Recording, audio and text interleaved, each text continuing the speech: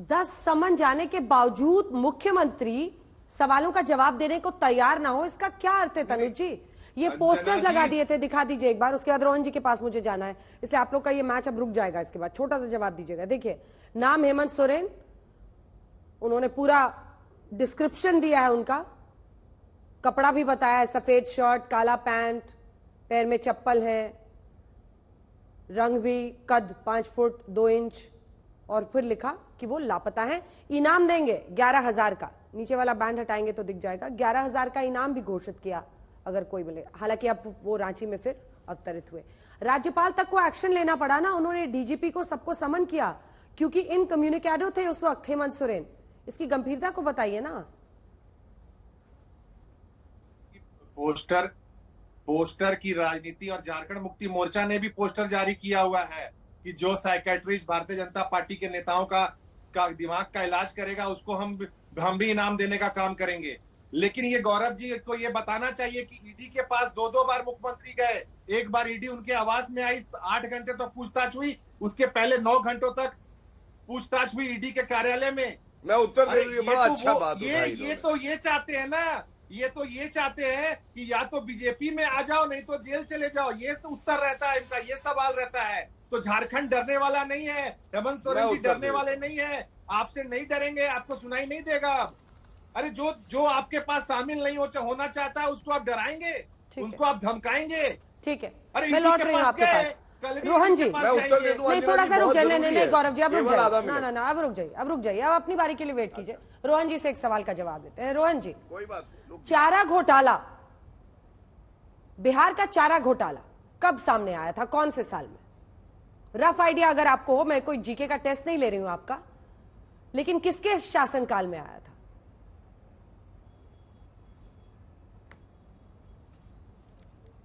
बिल्कुल बीजेपी का शासनकाल नहीं था, कांग्रेस का सेंट्रल में था और वहां पे आरजेडी का शासनकाल था, तब हुआ था।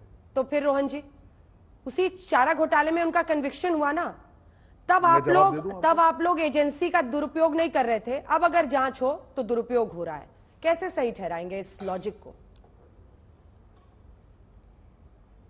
बिल्कुल अंजना जी, थोड़ा समय दे दिया जाए और मैं आपका बिल्कुल जवाब दूंगा। और जनता, आपका शो एक बहुत बड़ा शो है, जनता को जवाब होना, जनता के पास भी ये लॉजिक होना बहुत जरूरी है कि हम क्या कहना चाह रहे हैं। देखिए, भाजपा प्रवक्ता ने अभी गिनाया कि इतने समन्स आए, इतनी बार गए, ये हुआ, ठीक है, आपने कार्रवाई की।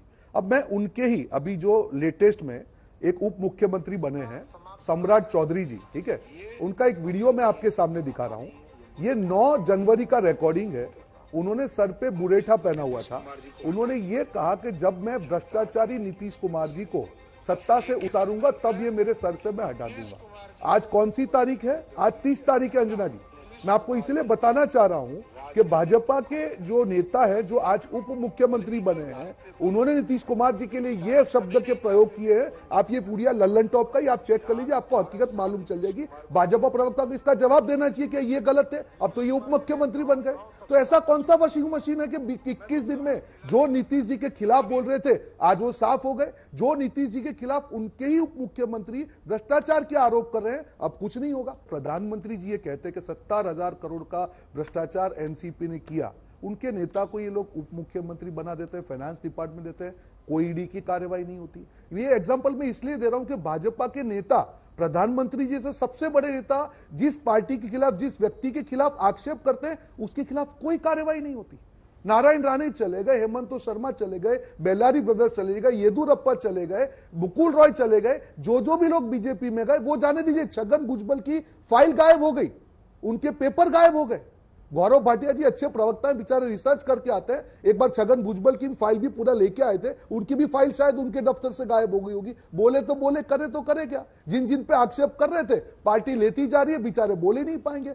कल तक नीतीश कुमार जी के खिलाफ कह रहे थे कि कुछ भी नाक भी रगड़ना पड़े हम हमारी पार्टी में नहीं लेंगे। जब लगा कि सत्ता खतरे में आई है तब उनको ले लिया। अंजना जी, ये बातें मैं इसलिए कह रहा हूं कि हमारा लोकतंत्र जो खतरे में है, देश की जनता को भी ये चीज सोचनी पड़ेगी। सत्ता होती है, हर पार्टी की होती है, आप अपने मुद्दे पे बात कीजिए, पर आप जब भी चुनाव आते हैं तब एजेंसियों के द्वारा विपक्षी नेताओं को, अगर आपको अपने पे भरोसा है, अपने मुद्दों पे भरोसा है, अपने काम पे भरोसा है, तो आपको क्या जरूरत पड़ती है कि सिर्फ विपक्षी नेताओं के खिलाफ ही कार्रवाई करें? विश्वसनीयता की बात है अंजना जी कीजिए, आपको लगता है कि गलत हुआ है, एजेंसी का काम है, सबूत के साथ करें, पर आपका कोई नेता क्यों नहीं आता? रोहन जी, एक बात बहुत दिलचस्प मुझे लगी, राणे के खिलाफ नहीं होता है। ठीक है, मैं ये सारे सवाल उनसे पूछूंगी। आपने सम्राट चौधरी की तो बात सुना दी पुरानी, लेकिन नीतीश बाबू की नहीं सुनाई, तो फिर आप लोग भी दरवाजा खुला रख रहे हैं क्या? राहुल गांधी ने आज ही कहा है कि शॉल छोड़ के आए थे, वापस गए, तो राज्यपाल ने पूछा अभी तो 15 ही मिनट हुए, अभी फिर बदलने का सोच रहे हैं क्या?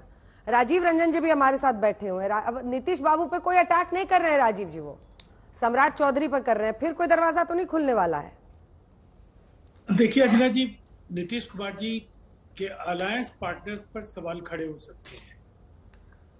गठबंधन में कई तरह की विसंगतियां होती है, लेकिन व्यक्तिगत तौर पर नीतीश कुमार जी पर अब भ्रष्टाचार के आरोप 50 वर्षों के जो उनका सार्वजनिक जीवन है उस पर आप नहीं लगा पाए। पहली बात, परिवार के किसी सदस्य को प्रोत्साहित करने का काम उन्होंने कभी नहीं किया, तो ये आरोप नहीं लगा पाएंगे। उत्तराधिकारी को लेकर के अलायंस बदलने की स्थिति नीतीश कुमार जी की कभी नहीं हुई कि उनको बेटे को या भतीजे को लेकर के आगे आना है और इस अलायंस में गुंजाइश नहीं है तो अगले अलायंस के साथ चले जाए। तो निसंदेह हिंदुस्तान की राजनीति में चंद ऐसे राजनेता हैं जिन्होंने अपना वजूद अपने काम से गढ़ा है। उनकी बेशुमार उपलब्धियों ने जाति, धन और जो तमाम तरह के राजनीति के हथकंडे उससे इतर और कई बार गठबंधनों से भी इतर उनका खुद का व्यक्तित्व ऐसा रहा है जिसको बिहार की जनता ने स्वीकारा, और जिस गठबंधन के वो चेहरे रहे, जिसका नेतृत्व उन्होंने किया, उसको जनता ने आंख मूंद करके समर्थन।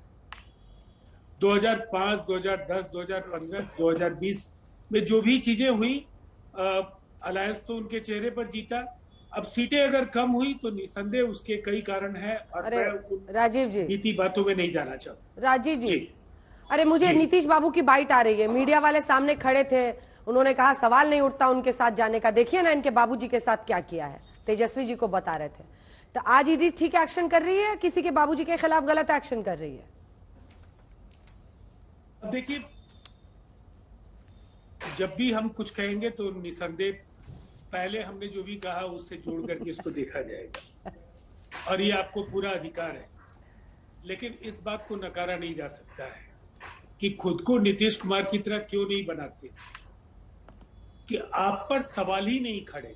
सवाल खड़े हो तो फिर जो आपको हिंदुस्तान का संविधान, जो हमारा दंड विधान है, आप उसका उपयोग करें, आप जांच में सहयोग करें, सबूत आपके पास है तो निसंदेह खुद को बरी कराने में न्यायपालिका भी आपकी मदद करेगी। एजेंसीज को भी बहुत कुछ आपके खिलाफ करने का अवसर नहीं। अंजना जी, ठीक ठीक।